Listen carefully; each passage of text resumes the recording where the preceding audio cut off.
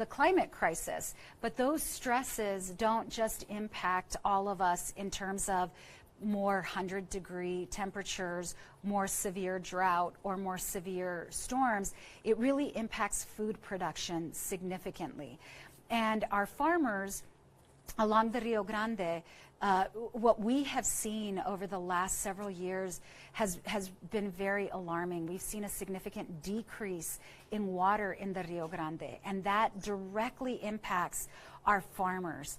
We know that agriculture in El Paso is really important for our economic development, but it's important to the food that gets served on our table. Nationwide, we are seeing the ag community get older. Farmers are getting older, and fewer newer generation farmers are emerging. At the same time, we are seeing more urban development eating into that green space, the agricultural space. So from my perspective at the federal government level, we have to do everything possible to address drought and make sure that our farmers have the resources that they have. And as I mentioned, our USDA partners and the IBWC partners from the administration, they've been fantastic. So they came to hear from our farmers, from our agricultural community, about what the needs are on the ground here in El Paso with the Rio Grande. After that, USDA also plays a role in colonias.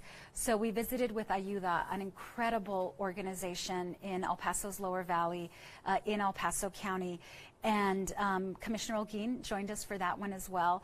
And our leadership from the administration was able to hear directly how the American Rescue Plan dollars are improving the lives of families in the colonias.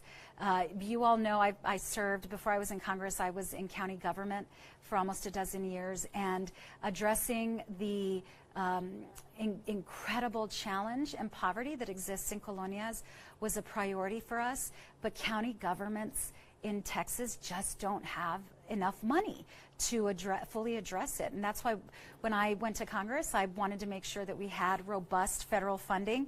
The American Rescue Plan, once again, has really literally come to the rescue. And we were able to see how the County of El Paso is using its allocation to help address the challenges faced by colonias. And we have ended our visit here at Desert Spoon Food Hub, where we are seeing urban agriculture in action, and great leadership from a nonprofit right in the center of town. And so we went from the outskirts of town, from an actual farm, to Desert Spoon here in the middle of central El Paso, because we know that food deserts in urban areas need to be addressed, and Desert Spoon is working really hard to address that. They received a USDA grant, so we wanted to make sure that the USDA saw firsthand where the money is going, but also we want to make sure that Desert Spoon Food Hub is on the radar of USDA for future potential funding opportunities. So all of this is making sure federal dollars continue to come to El Paso and address our needs. So with that, I want to introduce our great leaders from the administration. And we'll start with Ms. Greene, since that was the first meeting of the morning. So you're going to get to juggle all these.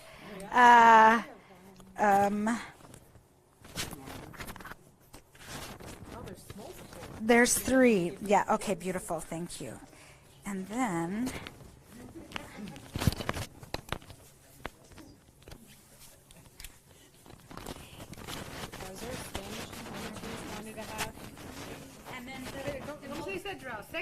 Sequia? Sequia? No, not acequia. Sequia. Sequia, thank you. Spanish separately because they have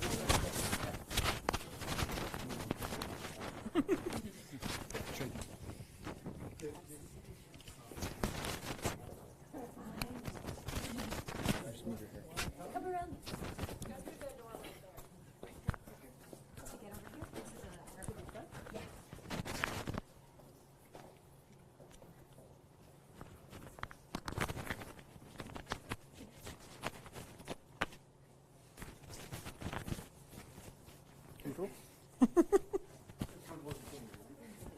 Oh, I should take these off. It's bad habit. More to your left. No more. Right And where do I stare? In the middle? Which way? Right through down the middle. Okay. Right there, yeah. I'll just look at the poll. Hey, could you start with your first and last name spelling, Sure. and of course who you are? Sure. Gloria Montaño Greene, Gloria Montaño, Montano, Greene, Greene. And the Ñ is you hold the Alt key down, 0241 on the 10 keypad. That's unique. Unique. Yeah, it's a different letter. I know how to get the letter out. Gloria Montaño Greene, Deputy Undersecretary at U.S. Department of Agriculture for Farm Production and Conservation. That includes Farm Service Agency, Natural Resources Conservation Services, and Risk Management Agency. We provide safety network, conservation, disaster assistance, ag financing, and risk management tools for farmers, ranchers, and private forest landowners who are producing all the agriculture, what we consume as individuals from the moment we wake up till the end of the day, be it in clothes or in food. Want to first thank Congresswoman Escobar for the invitation to have USDA here today to be able to talk about what is happening in the Rio Grande Valley and the Rio Grande River and the needs for the farmers and ranchers in that area. They are very resilient, they are very resourceful, they have been very collaborative. But there are some opportunities and some solutions that they're seeking. One in the production of agriculture, how do they maintain agriculture, the impacts of inflation, and also the impacts of climate change. So today the discussion really was on legislation that the Congresswoman has supported in the past and that we get to implement with the Biden-Harris administration. That includes the American Rescue Plan Act, the Bipartisan Infrastructure Law, and the most recently passed Inflation Reduction Act. The Inflation Reduction Act specifically has funds available in it that the Congresswoman advocated to make sure we were doing conservation practices within agriculture and also working with economically distressed borrowers in agriculture.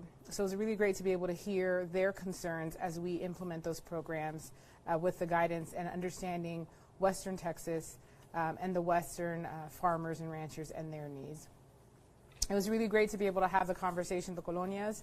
As we know, food and agriculture has a commitment with community, be it in the development of their local orchard, or to be able to understand how urban agriculture, ag financing is happening with the city, and that most recently did receive some funding from the Department of Agriculture and Urban Ag Investments. And then being able to think about how Desert Foods, Desert Spoon is looking at food production, local food production, the small farmers and ranchers that exist within El Paso County, because they are smaller producers, but that means they're still feeding quite a bit this really unique region and the accessibility that they have throughout. So, you know, today was really great to be able to build upon the successes or build upon the information legislation the Congresswoman has supported on how we're thinking about and how we're working on solution-oriented support for farmers and ranchers, be it in addressing climate change, be it in addressing drought, or feeding the community in a more robust local way. So, thank you. Okay, so next up, the juggling of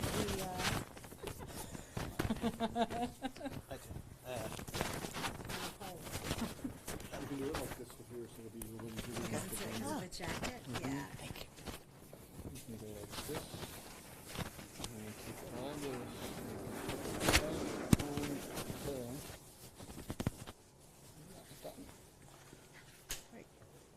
A couple of more steps to your left. There you go. Same song and dance. First and last name, Song spell and it dance, for us, okay. and your title. Yeah. I'm Lillian Salerno, Lillian, Salerno, Salerno, and I work for the Biden administration, particularly the Department of Agriculture as the state director for Texas in the Office of the Rural Development Mission Area. And today was a great day. The Congresswoman invited us to come and talk to her constituents about the challenges that they're facing with drought as well as just farming in general. One of the things that we heard from some of the communities we went today is about broadband and internet connectivity. Most folks don't know it, but Rural Development and Department of Agriculture are the ones who many years ago brought you the Rural Electrification Act, and that's where we think has to happen now with broadband. President Biden's made it a commitment to reconnect all of America, and Texas has suffered because of its inability to be connected, especially in the rural parts of the state. Under the Infrastructure Act, the Bipartisan Infrastructure Act, billions of dollars were allocated, and several billion to Texas in order to connect the rural parts of the state. And what we know from small farmers, big farmers, is that certainly in this part of a vast region, that connectivity is a real issue, and that really affects farmers and their ability to feed Texans and the rest of the country.